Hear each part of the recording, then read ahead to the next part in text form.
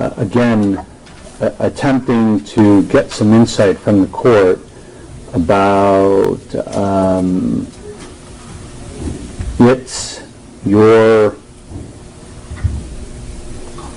your position, given what you said on the record last time about having attended Trooper Wolf's funeral and the comments you made last time on the record, which we've attached a transcript to this letter, in which you said you had no bias and that you don't know that he ever actually practiced or appeared before you in court, but you thought it was a matter of respect to attend the funeral. And then I wasn't aware at the time, quite candidly, the Detroit News article in which you were quoted as saying, I saw him, Trooper Wolf, in my court on cases he was involved with. He was respectful and kind to everyone. I just had a sentencing yesterday and a drunk driver he took off the street. I didn't know at the time you made those comments last time when we were discussing whether or not attending the funeral and all that was an issue that warranted recusal or disqualification. And we just raised the issue with you. And I did it, I thought, in a very polite way the last time, again, which was by letter, not seeking to recuse or disqualify, but to just ask for your input or reaction to it. And again, we took the same approach this time, which is, again, not with vitriol, to attempt to come in here and sort of, and castigate you. We were like, okay, we accepted your comments the last time we were here. Could you explain what now is a contradiction between your comments on the record and the comments in the Detroit News article? And the reason I raised this, and I raised it in the letter, and what I said was, look, I write to inquire further only because I wish to counsel my client effectively and to ensure that I can answer his questions to the best of my ability. And of course, one of the questions, of course, that a defendant in any case has, or in a criminal case has, and one of this magnitude, and one in which we think the decisions are important and could be very unpopular if Mr. Warren if the charges are dismissed, is whether or not Your Honor is the judge to sit on the case. That's a question that Mr. Warren, of course, has a right to ask of me, and I can't effectively advise him without being able to raise those issues with you.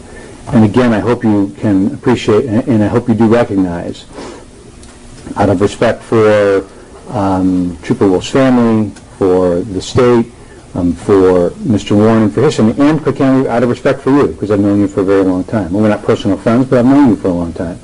I wrote in this letter that I thought I wrote it in the most respectful way to attempt to raise the issue and give you an opportunity to, at least if you wanted to attempt to address what I thought was a contradiction. All right, Mr. Hudson, do you have anything to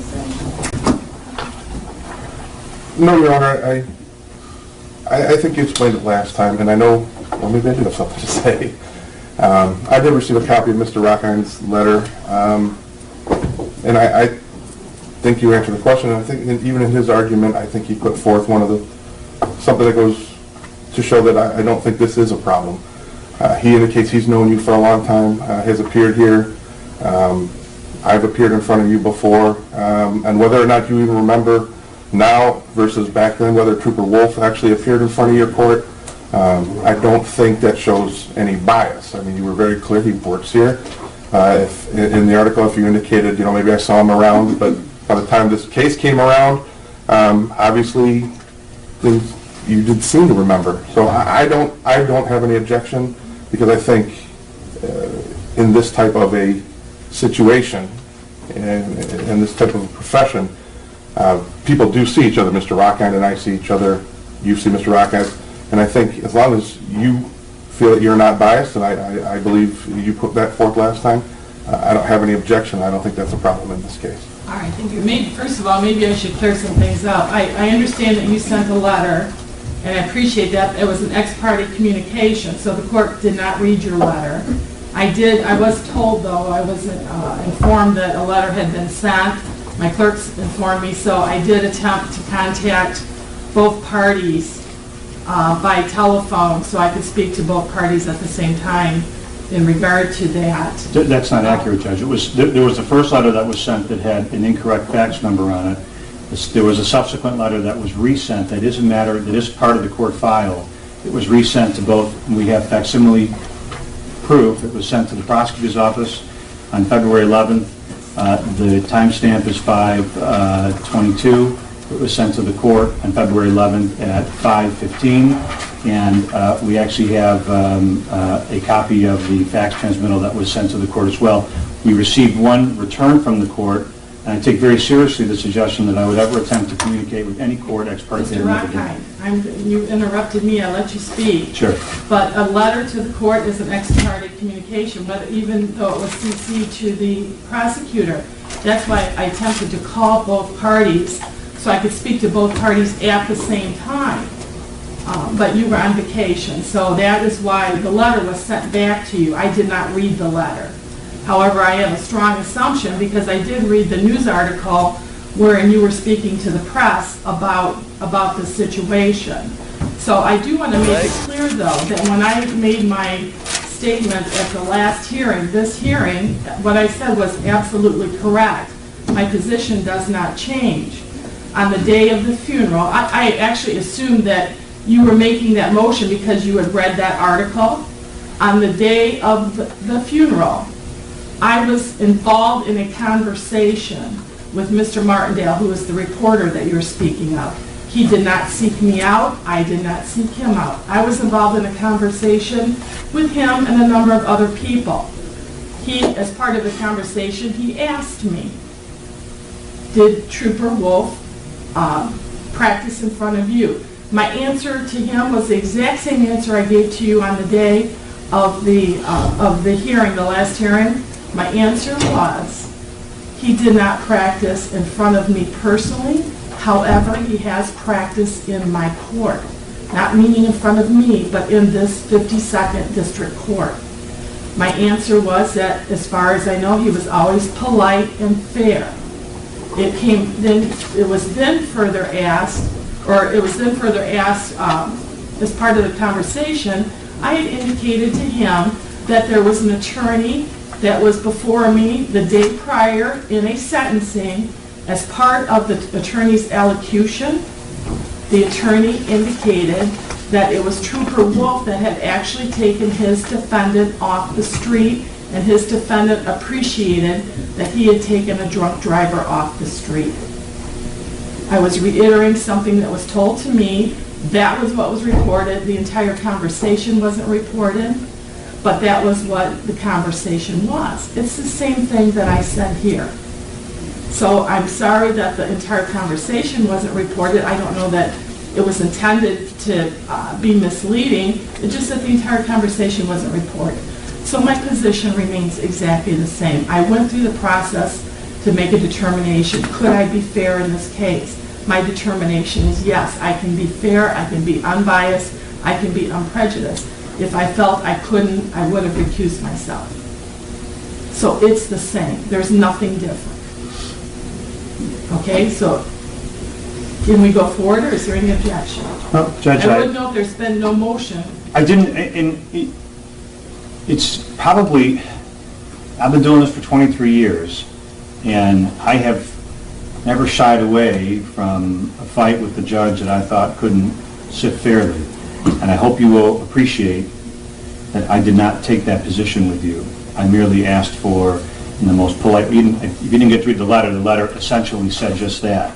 The letter was written in a way that was the most respectful way that I could write to seek out what I thought was a contradiction. Well, I appreciate And it said, I have nothing but the highest respect for your Honor's integrity and professionalism.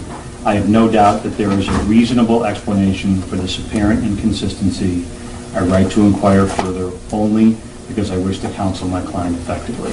Well, I can't think of a better way for a lawyer to write a letter to a judge. Well, I appreciate that. It wasn't brought to my attention through the letter. It was brought to my attention through the news article. So, Judge, with that, you've explained it, and we will again take you at your word that, that when the tough call has to be made, that you're comfortable making it. Thank you. Now, are there any other preliminary matters? We did subpoena or ask the state to subpoena a civilian witness other than the civilian witness they intend to call. Okay. Mr. Hudson and I, out of courtesy to Mr. Poole, who will be that witness, have sought to have Mr. Poole called out of order so that he doesn't have to sit around and wait for Sergeant Lindstrom to testify. There's to that, and I thought that would be fair. Mr. Poole, I don't believe is going to be overly long, so I don't have any objection taking him out of order, allowing Mr. Rockhine to call him before Sergeant Lindstrom testifies. Thank you. Is Mr. Poole here? He is in the hallway, Your Honor, right now.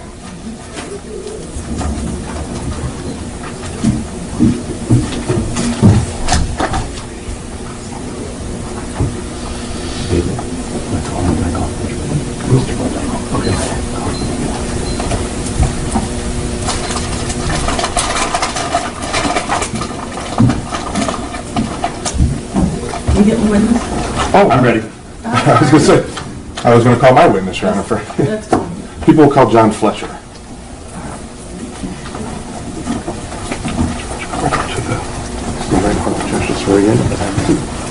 Good morning, sir. Good morning. Please raise your right hand and solemnly swear or affirm the testimony you're going to give this court is the whole truth? Yes. All right, thank you, sir. If I could just have you pull that front plate forward. Have a seat.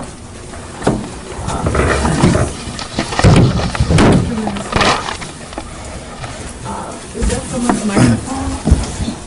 Both of them. All right. As long as it's a microphone, I'm allowed to be there. If it's something other than a microphone, I don't want it there. Is it microphone? Yep, that's the TV one, and Okay. that's the radio. All right, very good. Thank you. You may proceed when you're ready, Mr. President. Thank you, Your Honor. So would you please spell your name and spell your last name for the, spell your last name for the record. John Fletcher, Fletcher. Where do you work, sir? I work at National Restoration. What does National Restoration do? We do masonry restoration and specialize in historic preservation. How long have you been doing that? My whole life, 40 years since I was 16. Yeah. Were you working there on August 28th of 2015? Yes. Did you have a job going that day? Yes. What job were you working on? I'm the president of National Restoration, and no job is complete till I personally see it, so I was heading to the Sheboygan Lighthouse, the rear range lighthouse, to inspect the job. That was the final day for our crew. You don't live up in Sheboygan. No, Do you live around here? I do. What city? Kego Harbor. So you were heading up to Sheboygan that morning? Yes, What time did you leave your house? around 6 a.m. And how did you proceed towards Sheboygan? What route did you take? I typically always come up 59 to Fremby's to Dixie Highway, and come up and then hop on the 75 North ramp off at Dixie. And did you do that morning? Yes, I did. Do you know approximately what time you reached the intersection of Dixie Highway and I-75? Approximately 6:30. It normally takes between 20 and 30 minutes to get there. Anywhere between 6:20 and 6:30 then? Yes.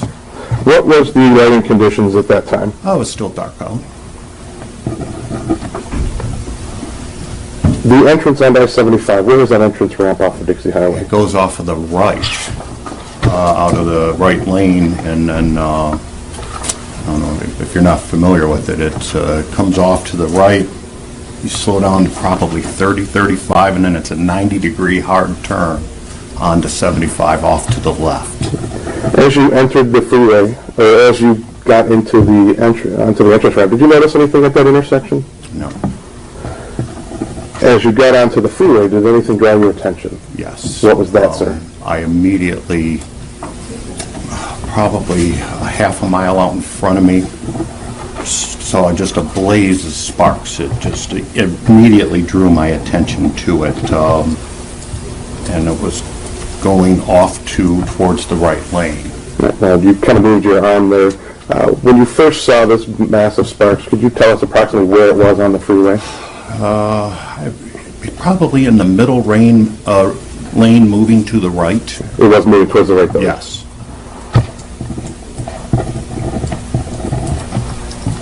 When you saw that, what did you think? I thought... Objection to relevance. Relevance? I just was going to ask him did you have any concerns at that point? I did. I thought somebody was driving on a rim. And why would that concern you? Dangerous condition. I'm behind them on the expressway. What did you do when you saw this?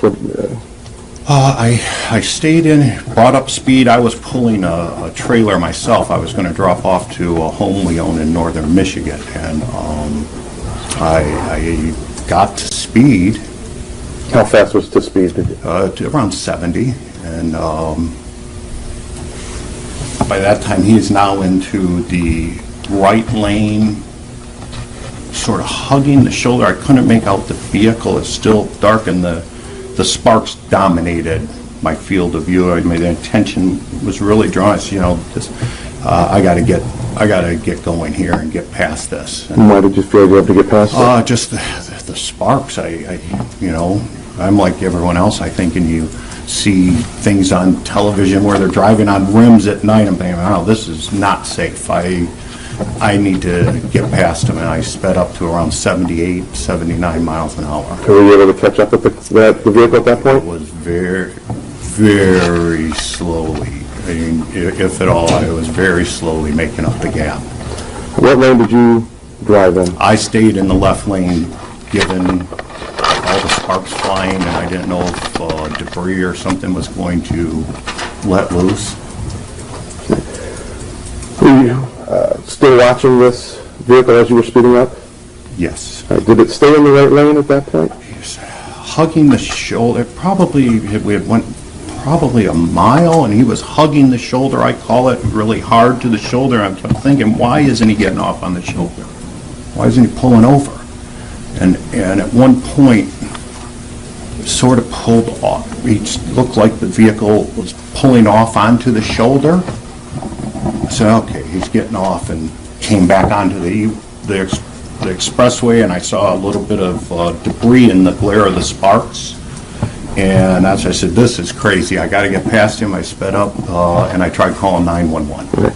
Let me stop you there. You said the car guy that could you see it? Well, let me stop. Could you see the car at this point and make it out? No, I couldn't, because just the sparks. Really, like I say, the sparks dominated your field of view and took my focus, so to speak. But you said it began to go onto the shoulder? Yeah, and I could tell because you could see the origin of the sparks, where they were going at, and when he came back on, I remember the words distinctly in my mind. This is crazy. I got to call 911. But you said at one point some debris came out of... Yes, that was right during that time. I could see it in the glare from the sparks. Do you know what it was? I would think a tire debris. But you don't know? I don't know for certain, no. It was speculation. Did you attempt to call 911? Yes. And were you successful? No. Why not? It said the number cannot be connected as dialed. And so I sped up into the low 80s, 82, 83, and was catching up at that point. Did there come a point when you were able to make out the type of vehicle and what was going on? It got to probably a couple miles up the road. I could now make out there was a trailer and a dark vehicle pulling the trailer, and it was probably another mile in that area. I mean, it seems like it took forever. I know it's not very long to go 4 miles, but that's when I could really start making out the trailer. He's dragging something, and it was parallel to the trailer and long, and on the right side or left side of the left side, on the side of the sparks. Were you able to see the other side of the right side of the trailer at that point? No. And what did you do? Well, I said, well, he's dragging his bumper or his whole fender, because you could tell it was long. And I say a silver blue in color, and wow, I can't believe he didn't pull over, but I just kept going at that high rate of speed, trying to get up and pass. And I would say I recall seeing the rest area sign, and looking back, looked over, and wow, what the heck? And I'm really catching up now. I don't know if he was slowing down to get in the exit or... How fast are you going at this point? I'm still going in the 80s, for sure. I want to get past. And as I'm really coming up, I look and I could see black at the end and it's bouncing all around, and I said, my God, he's pulling a person. And I said, oh, John, don't let your mind play tricks on you. And looked at the road, and at that point, I'm near passing him now, and he's getting off into the rest area. So I said, okay, well, he's getting in the rest area. That was your mind playing tricks on you here, and I kept heading north. Okay. You were finally able to pass that car? Yes. Were you able to see in the car? No.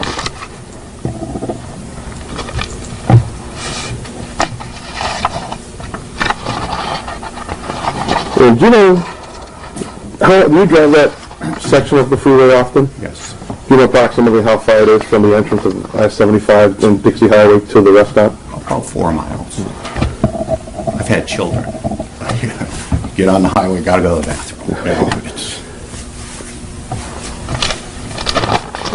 Once you saw this car get off at the rest stop, did you slow down? Yes, I went down to around 70, 72. Why did you slow down at that point? I was pulling a 1,000-pound trailer. No more concerns? No, he had gotten off at the rest stop. Small bit.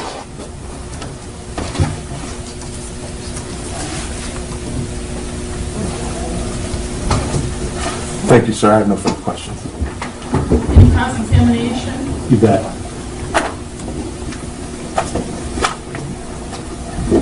Mr. Fletcher, we haven't talked. Is that true? That's true. Have you ever heard of the phrase, a fish story? Ever heard that phrase before? Absolutely. Where as time continues, the telling of the size of the fish that one catches continues to grow? I've heard of it often. Isn't that what's happening with your account here? Absolutely not. You're sure of that? Absolutely. You'd state that? I'm going to take that vision to my grave. Mr. Fletcher, let me ask this question. On your oath, Yes. you would state that your story, your account of things, is not embellishing as you retell it time and time again. Absolutely not. I've cried many times over this. I'm not asking whether you cried. It's a tragedy. It is a tragedy. It's a tragedy for everybody who witnessed I it. agree. It's a tragedy for Trooper Wolf. Your Honor, is there a question or is These this are an argument? questions. It's a tragedy for everyone involved. Would you agree with that? I agree with that for everyone. Mr. Fletcher, what I want to do in order to make sure that we have an orderly exchange of questions and answers Yes. is it is important that you wait until I finish my question. Okay? Yes. The reason for that is that there's someone who later is going to actually type out what we talk about. Okay? Yes. In order for them to actually make an orderly transcript of our conversation, my question has to be finished before you give your answer. Okay? Sure. So let's start, Mr. Fletcher, if we could,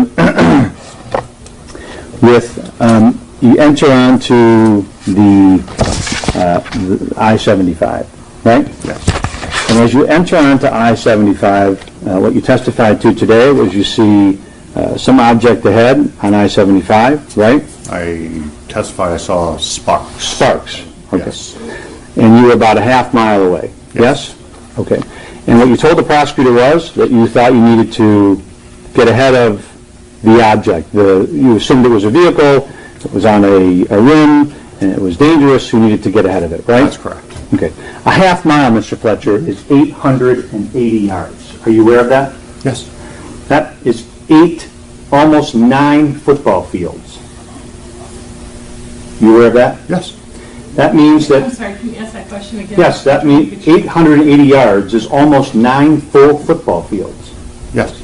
That means that you felt it necessary 9 football fields back from the object with the sparks to speed up and attempt to pass an object that was 9 football fields ahead of you. Is that right?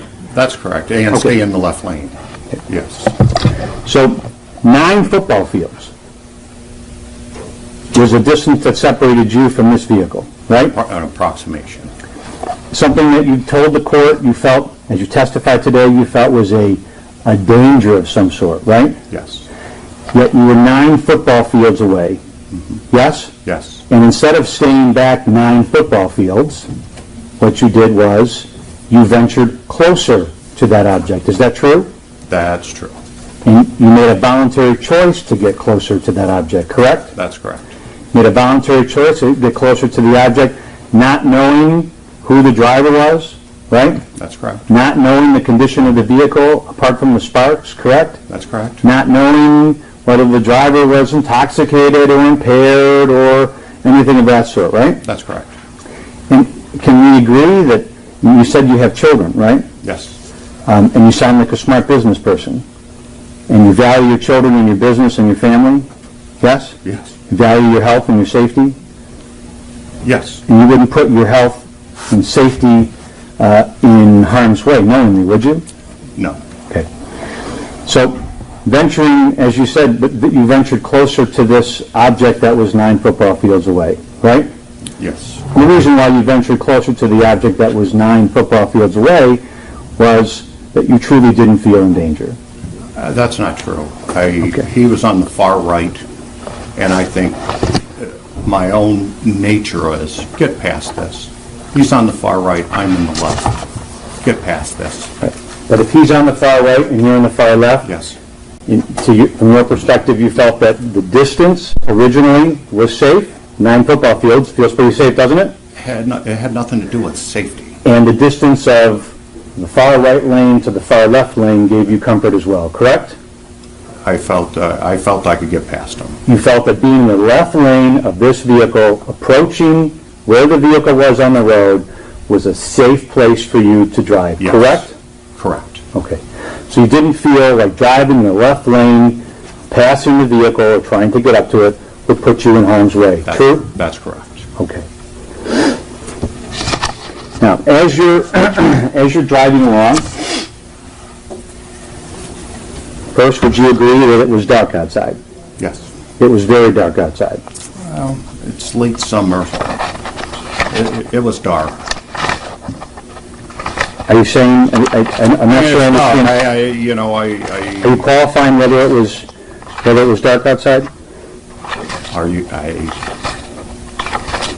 I don't know what you want me to say here. You say very dark, I said it was dark out. I just don't know what you want me to say. Well, there was no ambient lighting in the area, correct? No.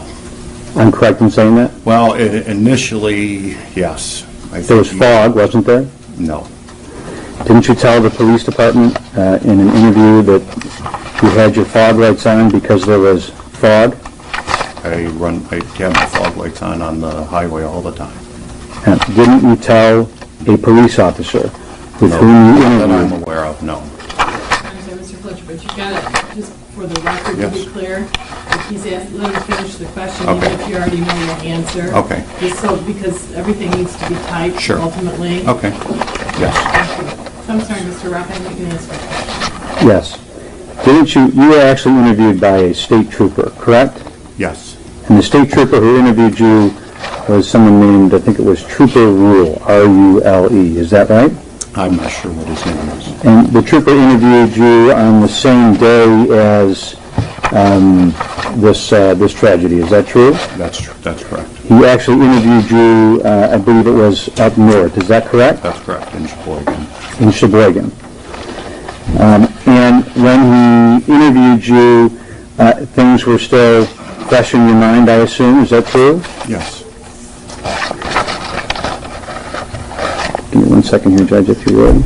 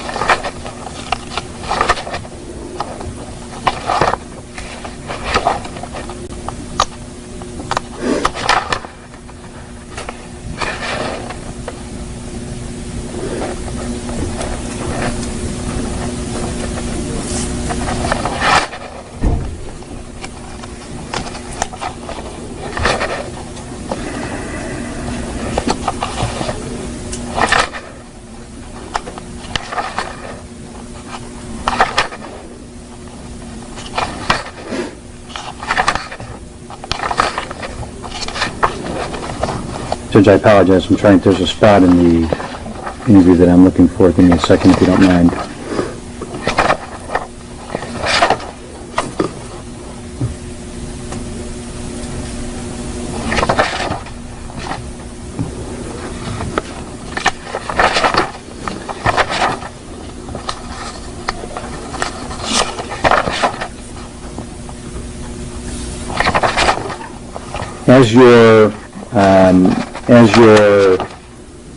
I just want to make sure I understand a little bit about,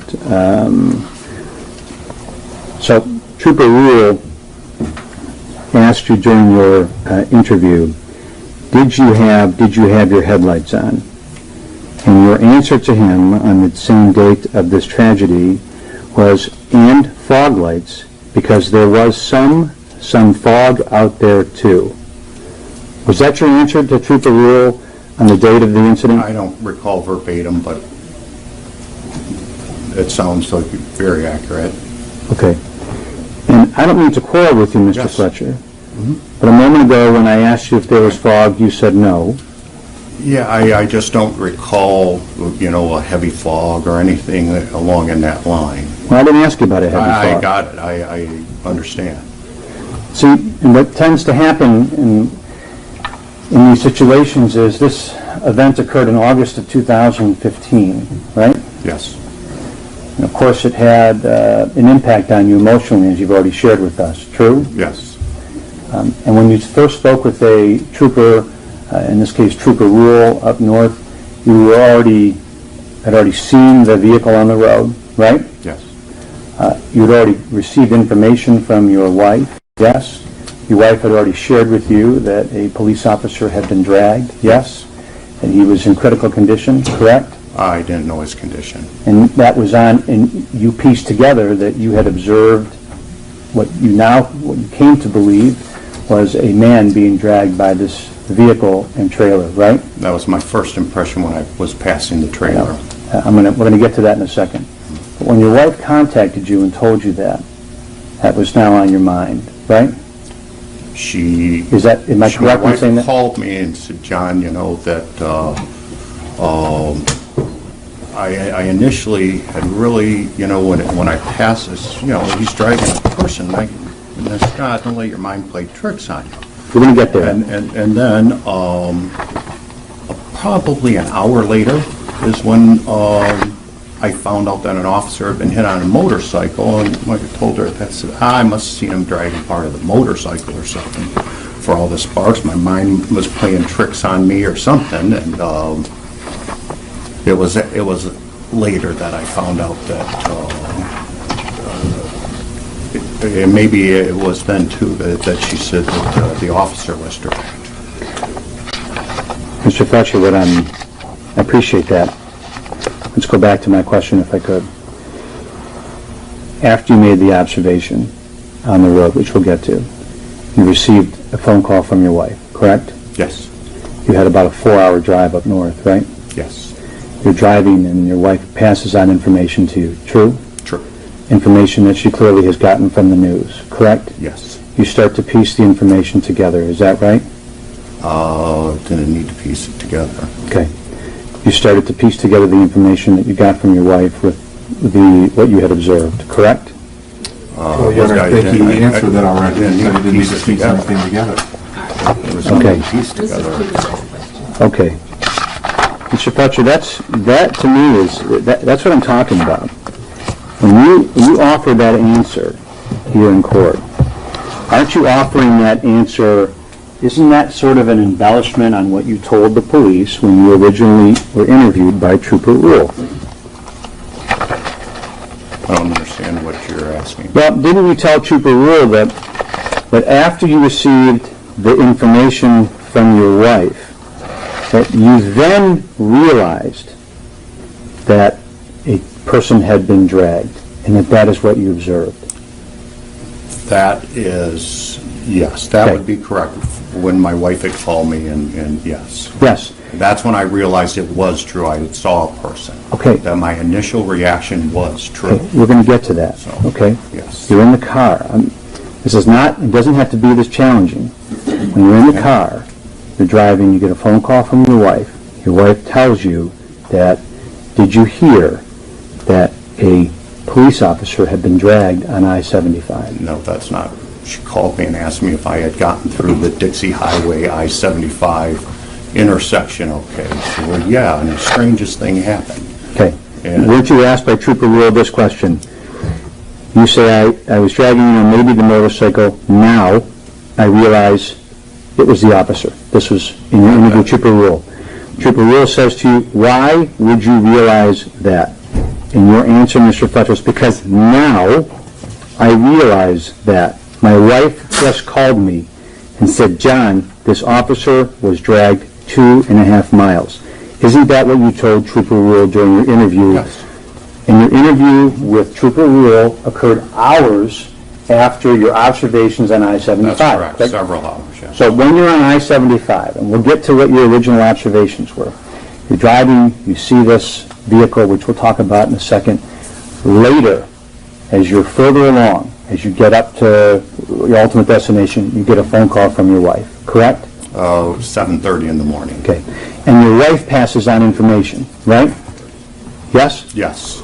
And it was when your wife passed on the information, as you told Trooper Rule, it was at that point that you realized that an officer had been dragged, correct? That's when I realized it was. Okay. Yes. That's what I'm talking about. Let's go back to,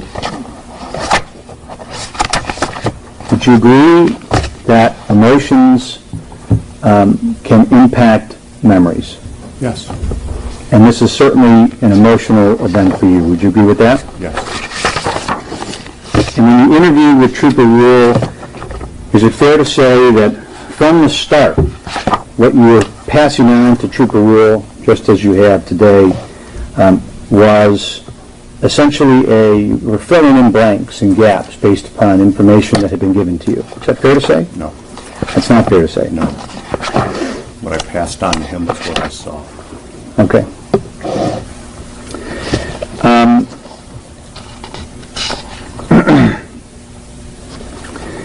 Let's see. Trooper Rule asked you at one point, you're talking, he says on page 5, yeah. And then you say, and I went by. I said, okay, he's at the rest area. I don't need to call 911 again. Then my wife called me a little bit after that, and I could tell you she called me at 7:36. He says, okay, and said, John, did you hear what happened?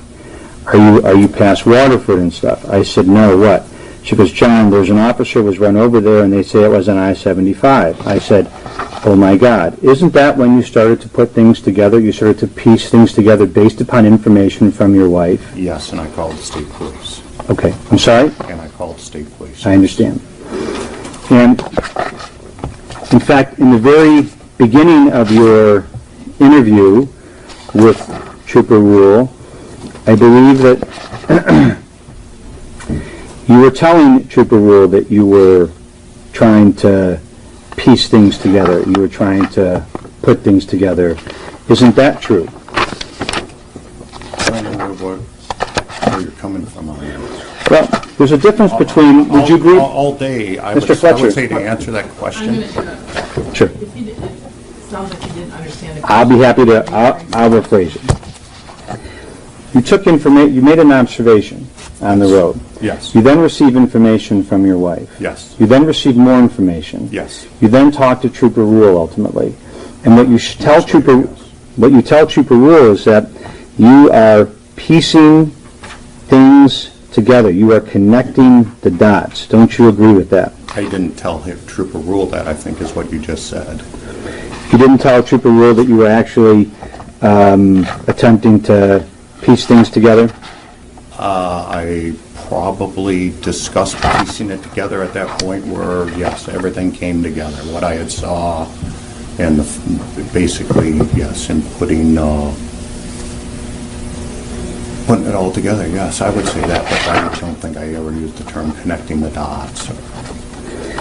And I guess that's, and ultimately, like I said, the things that you shared with Trooper Rule and that you shared with us are all observations or memories that occur after you experienced the emotion of learning that what you observed was a man being dragged, right?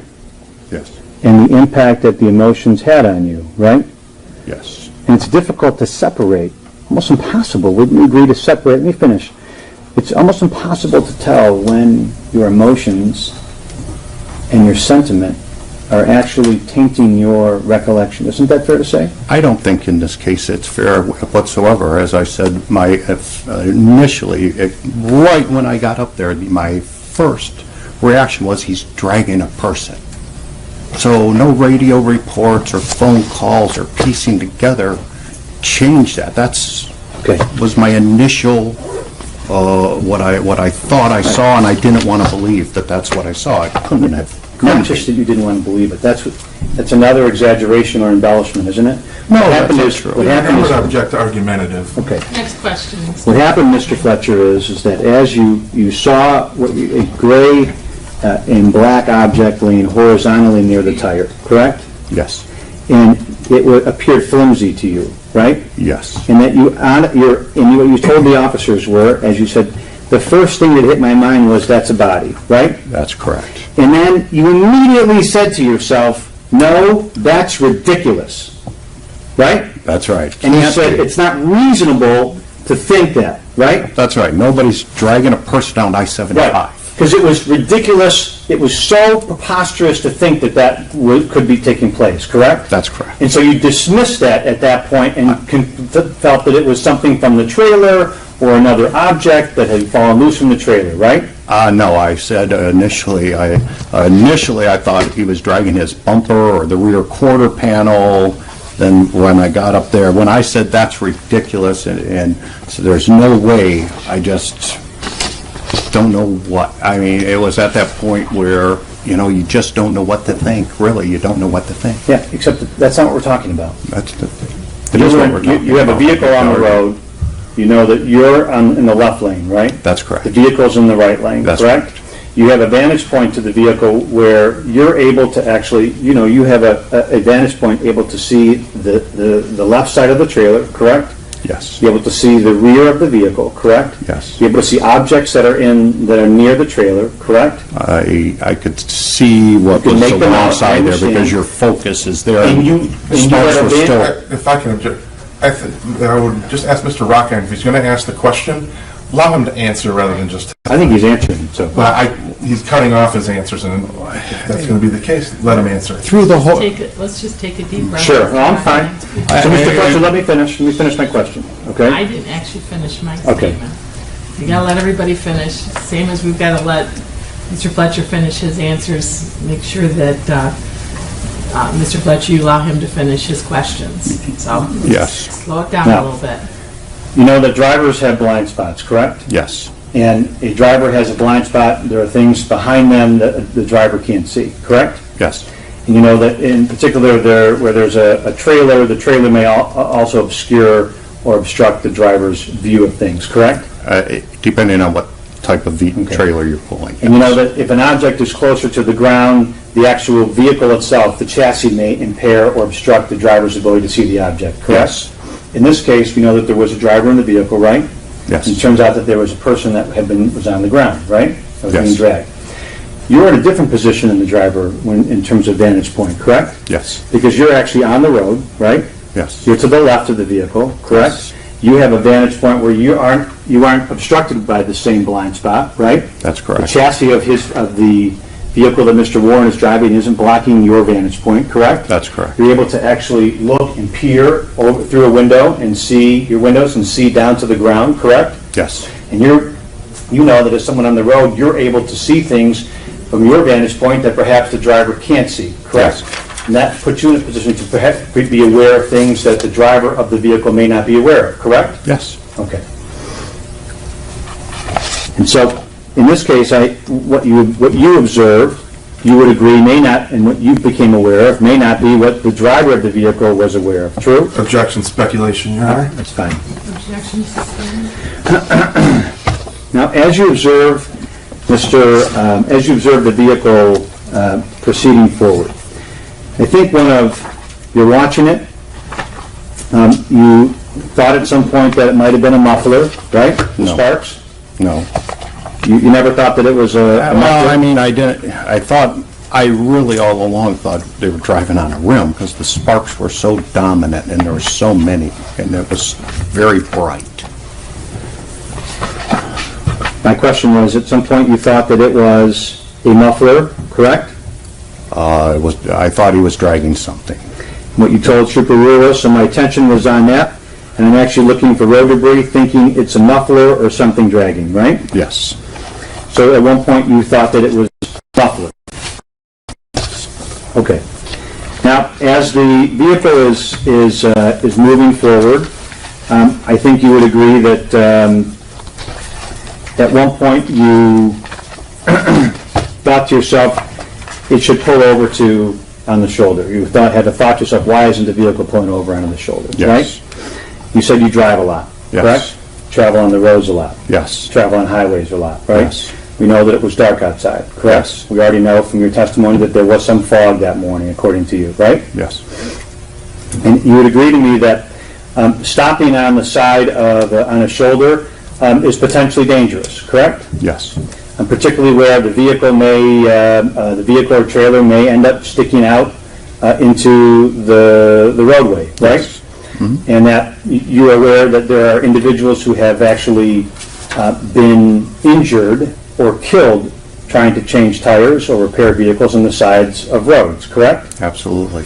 And that a person who would have to change something or change a tire, which you originally thought it was, on the left side of this vehicle, would actually have to put themselves closer to the lanes of traffic, right? Yes. And that could put that person in harm's way, right? Yes. And you're aware of all that when you Yes. observe the vehicle on the road that day, Yes. right? Now, what ended up happening is, as you're watching the vehicle, you're thinking, how come it's not pulling over on the shoulder? And then at some point, what you did is you see the rest area sign, correct? Yes. And the rest area was about 2 miles into your journey on I-75? A few miles, 3 to 4 miles. So the rest area sign's before. The rest area sign is about a mile before, Yes, so correct? probably 3 miles. So the rest area sign is let's just say 3 miles. You see the vehicle, you say, why is he pulling over on the shoulder as you're traveling? You know shoulders can be dangerous, Yes. right? You're thinking to yourself, something's wrong, correct? Yes. And then you see the rest area sign, right? Yes. Now, tell the court, what thought, when you saw the rest area sign, what thought came to your mind? It was right after I saw the rest area sign is when I could make out a little more that something was dragging to the left. It wasn't anything other than this. I can't reiterate enough. The sparks were so dominant. I think that really kept your focus other than, looking around, looking at the road. That's why I wasn't able to dial 911 correctly. Mr. Fletcher, tell the judge Yes. what came to your mind, given the circumstances that I just laid out for you in my last Right. question, when you saw the rest area sign. I don't know what my thought was, Your Honor. I was Let me try to more refresh. focused on looking at what's now becoming visible. Okay. Let me try to refresh your memory, okay? What you said to Trooper Rule was, on the left side of the trailer, this guy's not slowing down. I said, oh, and then I saw the sign. I said, okay, there's a rest area up here, because I travel it all the time, between mile marker 97 and 98. Was that true? Yes. And what you said to Trooper Rule was, so 97 and 98 between the mile markers is a rest area. I said, oh, he's just trying to get to the rest area. And that could be very well, that statement was that day. That's what you thought when you saw the rest area. That does sound reasonable, yes. Piece it together for me, Yes. just like I did. Yes. You know that shoulders can be dangerous. Yes. It's dark and foggy. Yes. Yes. And you know that people can be killed changing tires or repairing vehicles on the sides of roads, Yes. correct? Absolutely. You see a rest area sign, right? Yes. And you conclude to yourself, oh, The man is just trying to get to the rest area. Yes. Correct? Yes. In fact, you had, which we'll talk about, and then I think as you get near him, as you get near Mr. Warren's vehicle as he's pulling into the rest area, that's when you're able to make more of an observation about what was being dragged. Is that true? Correct. And as you pass by the vehicle, I said, okay, he's at the rest area. I don't need to call 911 again. Is that true? Yes. Now, can we agree, Mr. Fletcher, that where you believe that somebody needed emergency aid, you would call 911? Yes. An emergency aid could be a driver who has a vehicle that needs to be repaired or that needs help, right? Yes. You're also someone who, it sounds like, is going to go to lengths to protect the public and other drivers from people who are dangerous on the road. Is that right? Yes, if possible. And when you observed Mr. Warren, or you now know Mr. Warren, pull his vehicle into the rest area, you certainly could have, at that point, called 911, right? I could have, yes. Could have called 911 to say, there's a man that was driving very dangerously on the road, right? Correct? I don't think at any point did I say he was driving dangerously, That's but good, because he wasn't. he was driving fast. Sustained, So- like that last statement. You didn't, when you called 911, you didn't say, I just observed a man exposing, that needs to be investigated for exposing others to harm on the road, I correct? didn't get through to 911. When you observed Mr. Warren pull into the rest area, you didn't at that point, still had time to, you could have called 911 again and made the phone call, couldn't you? I could have called AAA too. Right, and you didn't call 911 at that point to say, listen, there was a man on the road just driving for Right. 4 or 5 miles, exposing a lot of us to harm. Is that correct? That's correct, yes. The reason why you didn't call 911 when you observed Mr. Warren pull into the rest area was you at that point concluded to yourself that he was going to pull into the rest area, right? Yes. And that he was going to repair his vehicle, correct? He was going to do what he had to do. Do what he had to do. Yes. So the reason why you were calling 911 in the first place was to try to get him help.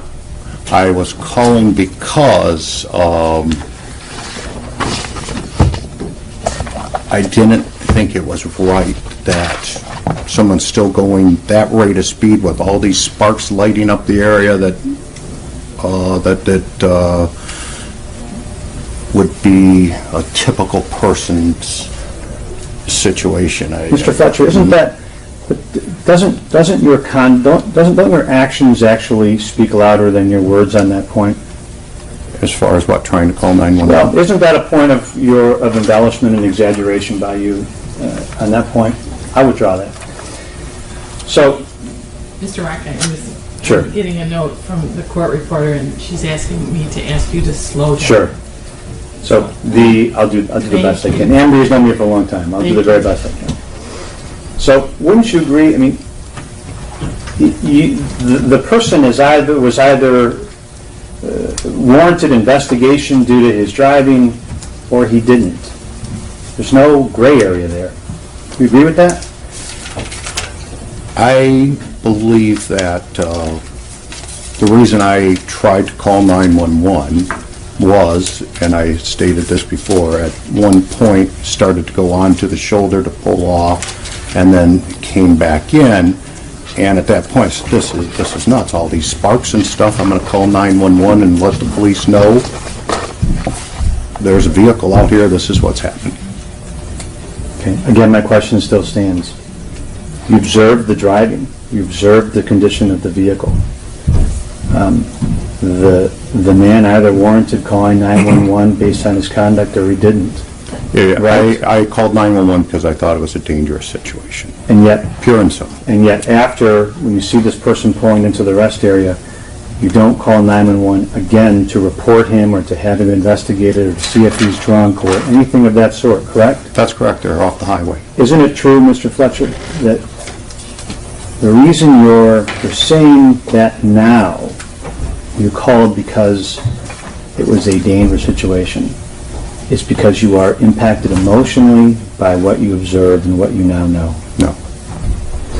And that's why I go back to, again, don't your actions and not calling 911 and reporting the driver speak louder than your words? No. I did try to call 911. As a matter of fact, the detective that met me in Sheboygan looked at my call log and I understand that. and verified, so But you didn't do it after the man pulled into the that's rest right, he area. was off the road. Okay, that's your answer, that's your answer. That's the answer. So, let's, would you agree with me, I mean, you were, at one point, you were going above the speed limit, correct? Absolutely. And would you agree that you went above the speed limit, you made a judgment call to go above the speed limit, correct? Yes. And you felt at that point that that was reasonable? Yes. And you would agree that drivers make judgment calls like that all the time? Absolutely. Okay. And different people react differently to different situations, right? Yes. And you used what you thought was your best judgment? Yes. And you did what you thought was safest? Yes. Even though you were going at one point 12 or 13 miles over the speed limit? Correct. Okay. Can we agree that you knew nothing about Mr. Warren at that point? And I still don't. You knew nothing about how the vehicle was handling, right? Yes. Knew nothing about what he was thinking? That's correct. Knew nothing about whether he had encountered a similar problem in the past, right? Yeah, that's correct. Knew nothing about whether he feared pulling the vehicle over on the side of the road, true? Nothing about whether he was trying to get to the rest area as fast as possible to get off the road, correct? That's correct. Your Honor, I guess I'm going to object to the entire line of questioning. Are we going to discuss what Mr. Warren was thinking? It's all speculation.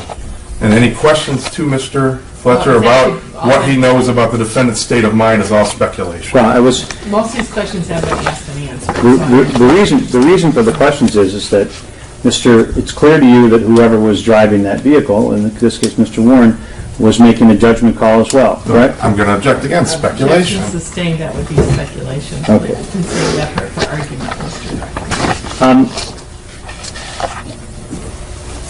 One of the things that you've attempted to do is rely on your memory and the accuracy of your observations. Is that right? Yes.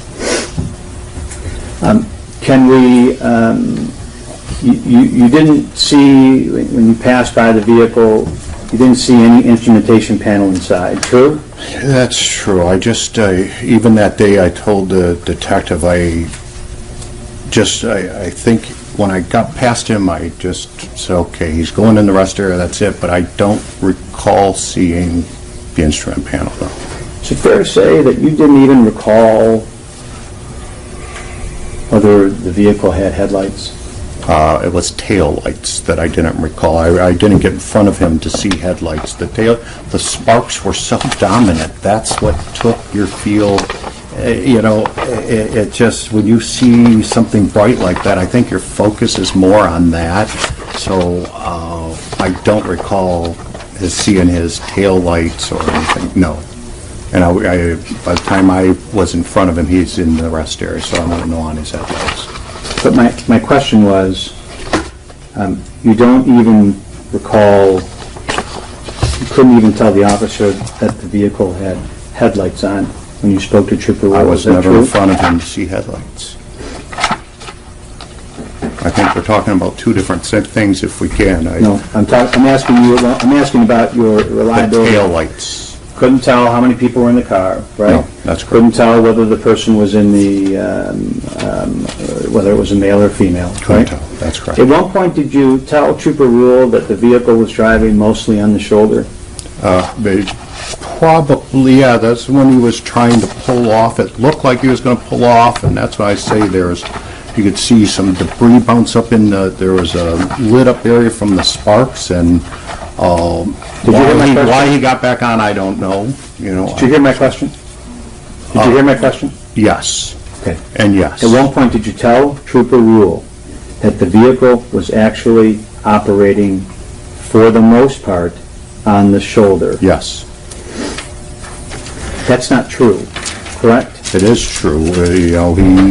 It looked like he was pulling off onto the shoulder. Okay. And for sure, at one point, it looked like he was going to get off on the shoulder. Mr. Fletcher? And that's when he got back on.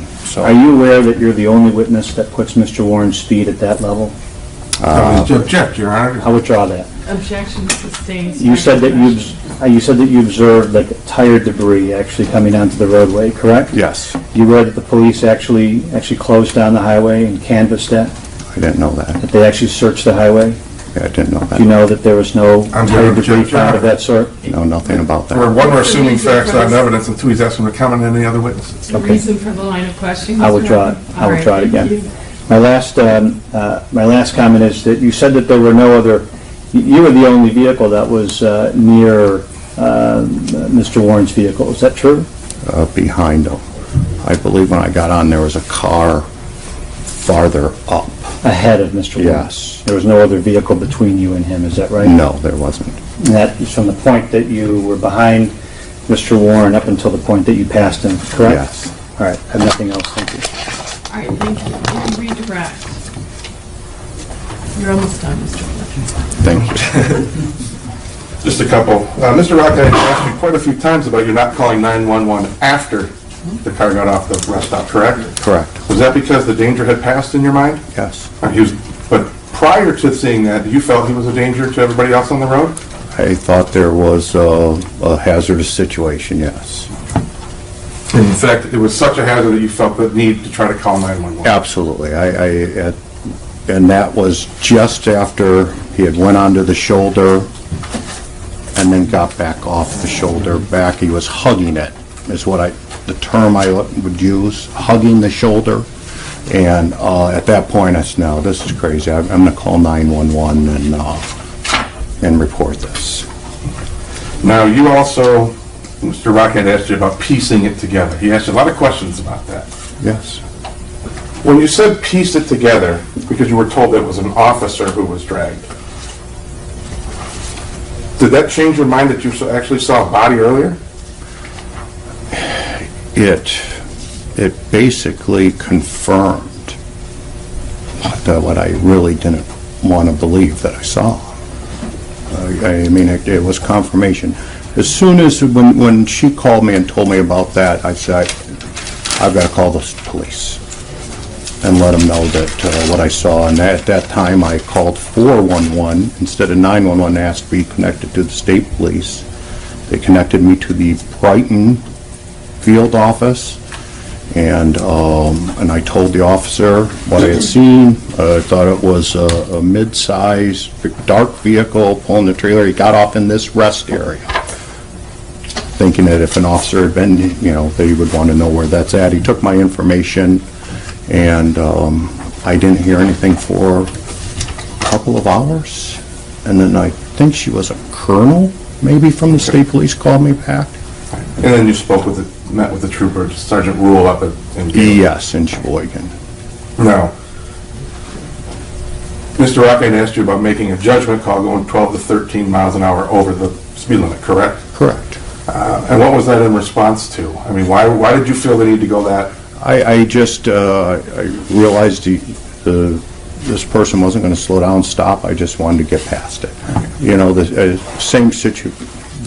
I think, you're a person and it's judgment call. So yes, that's. In response to the actions of another?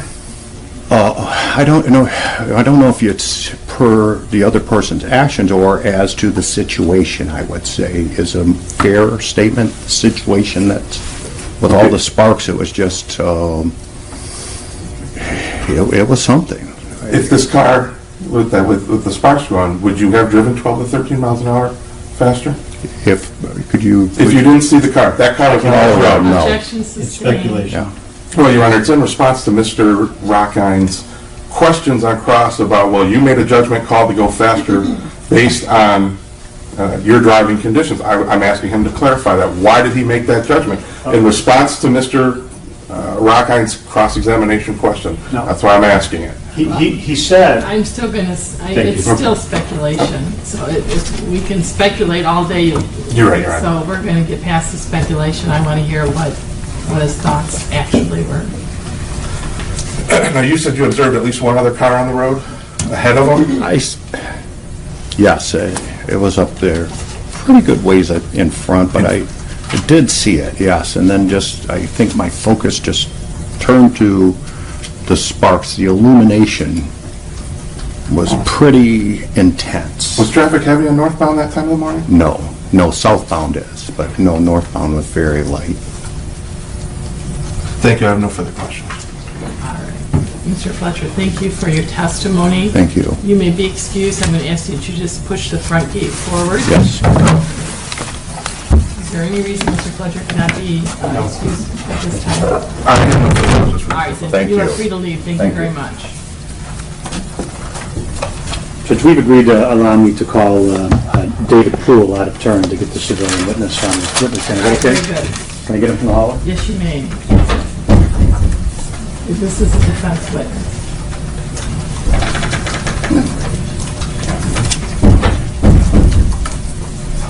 Mr. Hudson, could you spell Trooper Rule's last name? R-U-L-E. We'll take the witness chair there, if you would. Good morning, sir. Prior to taking the stand, can I have you please raise your right hand? Do you solemnly swear or affirm the testimony you're going to give this court is the whole truth? Yes. I think you may have seen the witness stand. Watch your Mr. Poole, it's sort of protocol for us to ask you to give us your first and last name and spell both, please, okay? David Poole, D-A-V-I-D, P-O-O-L-E. Okay. We're going to attempt to go back to August 28th of 2015, okay? Okay. I don't know if that date stands out in your mind, but there may be some events that do, okay? And when I ask questions, it's important for you just to answer verbally. Yes, yes. Yeah, I think I'm going to interrupt.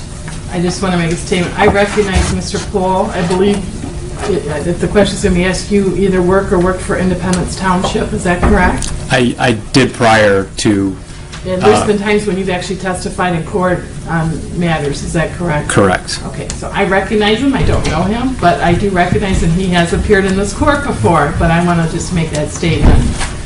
I I appreciate haven't that. seen him, and it's probably been 2012 is when I left the It's been township. So you look at that 5 or memory. 6 years, but I recognize Mr. Poole's face, so, Very good. but I don't see any problem going forward with the Thank you, Judge. witness, but I just want to indicate that I did recognize him. On August 28, 2015, at some point did you end up on I-75? Yes. What kind of vehicle were you driving? A Chevy Equinox. And where were you headed? I was heading north to Lansing. Not a Spartan, are you? No. Okay. So you got on I-75 near Sasha Road, Correct. and as you're driving along, at some point something caught your attention. Is that fair to say? Yes. What was the first thing that caught your attention? Burning rubber smell? And did you know where it was coming from? I did not. Did you continue moving northbound on I-75? Yes. Did you have, did the smell continue to increase or decrease or go away? I would say it probably stayed the same. About stayed the same? At some point as you're driving, do you notice a vehicle and or pulling a trailer ahead? Yes. What lane are you in? I was in the middle center lane, What lane is the other vehicle in? the right lane. And just to be clear, at this point on I-75, there are 3 lanes. Correct. So there's what we call the fast lane and the left lane, correct? Yes. And there's the middle lane, the one that you were in, and there's the right lane. Yes. Now,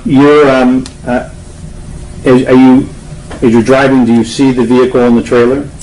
Yes, eventually, yes. And at some point, are you approaching a rest area? Eventually, yes. Okay.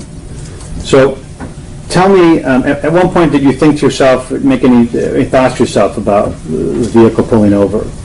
What I was thinking was that the trailer probably had blown out a tire. Okay. And did you think to yourself at any point about the vehicle or the driver pulling over or finding a safe place to pull over? I did. And what was that thought?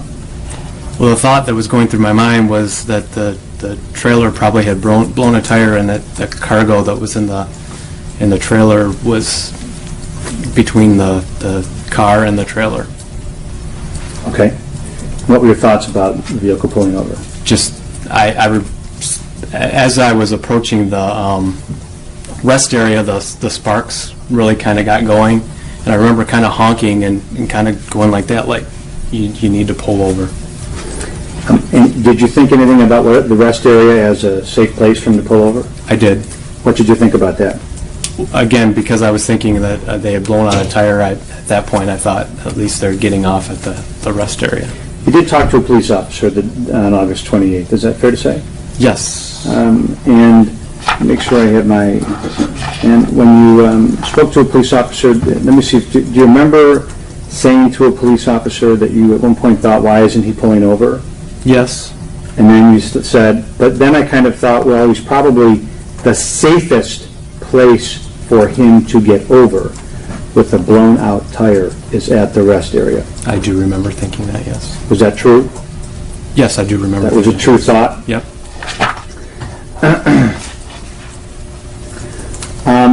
You were behind the vehicle pulling the trailer on the road, correct?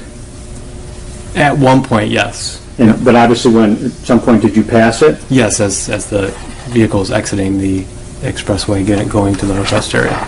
So at some point, did you see another large sort of pickup truck on the road? Or Your Honor, I guess I'm object to leading. He can ask him what he saw, but to suggest that to him, what did you see, by saying, did you see this, did you see that, that's leading, Your Honor. I'd ask if you ask him, what did he see, not put it into his head what he may have or may have not Those seen. don't suggest an answer. They call for that he could say yes or no, and then I can ask him to That would explain. be a leading question.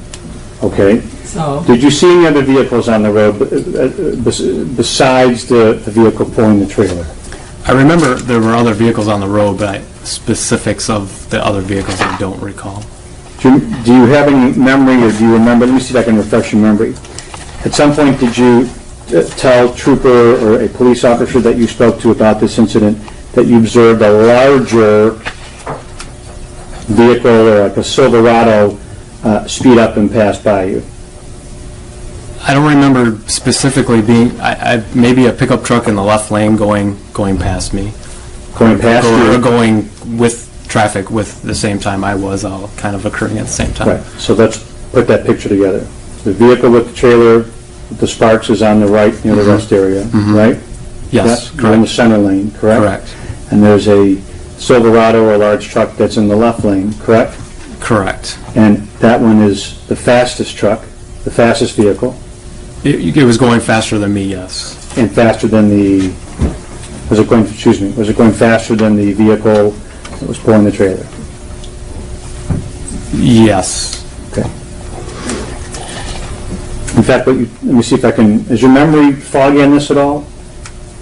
Foggy? No, I wouldn't say it's foggy. Okay. Because if you want to, I can refresh your memory with things that you told the police that day. If it helps you, or if you need it, just let me know. Okay.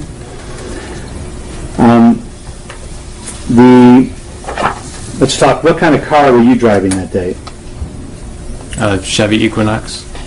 And was that a company car? Correct. And I assume that you have some sort of obligation in driving a company car to drive it safely? As anybody has the obligation to drive safely, sure. And about how fast were you going when you got onto I-75 in your company vehicle? I'm sure I was doing right around the speed limit, 70 miles an hour or so. At some point, now, you're doing about 70 miles an hour, correct? Sure, yes. And the vehicle with the trailer is ahead of you, Yes. and you obviously catch up to the vehicle in the trailer. Yes. And that means that if you're going 70 miles an hour and you catch up to him, that means that he's going less than 70 miles an hour. Sure.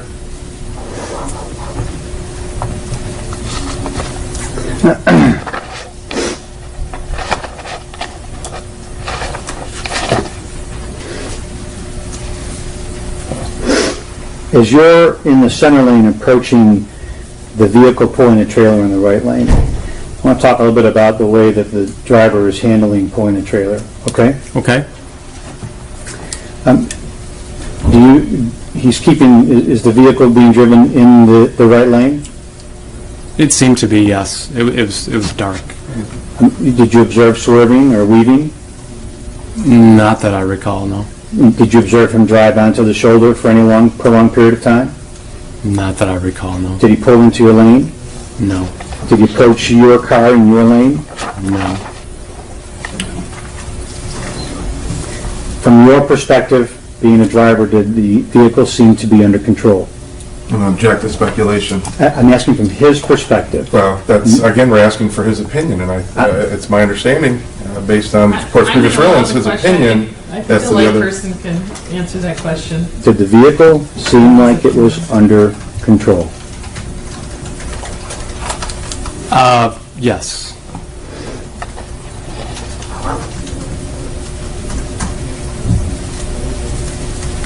Could you see into the vehicle at all? No. Do you know if it was a male or a female that was driving? No.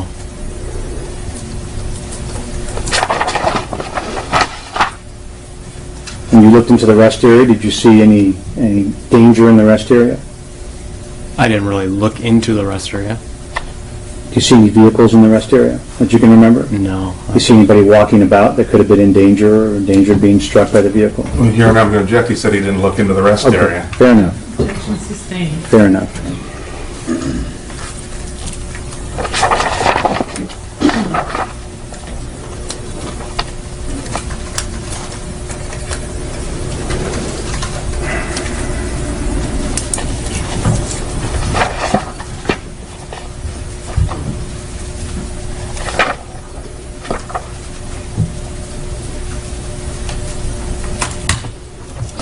Can I have a second try? Sure. And nothing else, thank you. Thank you, Mr. Poole. Nothing. Cross-examination. Just a couple questions. Mr. Poole, when you first saw this car, in fact, you told Detective Sergeant Peckman, it was probably 1 to 2 miles ahead of you, right? Yes. Okay. And it took you all the way to the rest stop to catch up. Pretty close to it, yes. And I think you told him you were doing between 70 and 75 miles an hour? That could be, yes. So you could have been going a little faster than the speed limit as well, correct? Sure, yes. But it did take you almost 4 miles to catch the car, correct? Mileage-wise, I could say somewhere between the "Are you on the right road?" Right. Dixie Baptist sign and the rest area. Okay.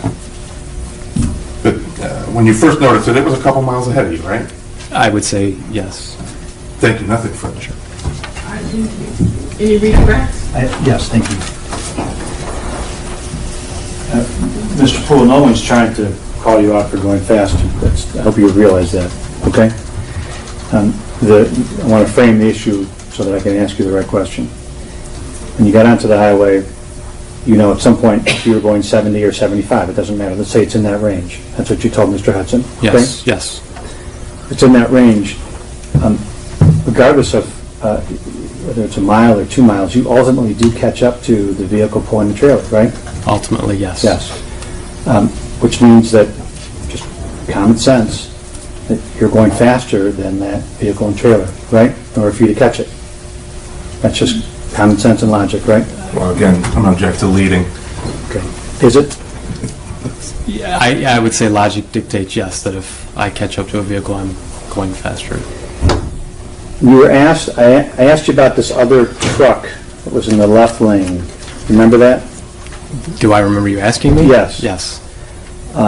And do you remember telling Sergeant Peckman that truck was speeding or going faster than your vehicle and No, the I'm other going to object vehicle? outside the scope of redirect. That's fine. It doesn't matter. Or, I'm sorry, of cross. It doesn't I'm used to matter. It's the- fine. Nothing else. Thank you. Sustained. All right. Mr. Poole, thank you for your testimony. You may step down, just push that front gate forward. Is there any objection to Mr. Poole being excused? No, thank you. All right, Mr. Poole, thank you for your testimony. You are Thank you. excused. Thank you, Your Honor. Thank you. Are there additional witnesses?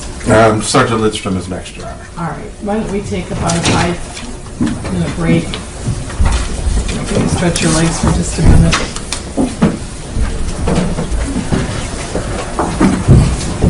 All rise.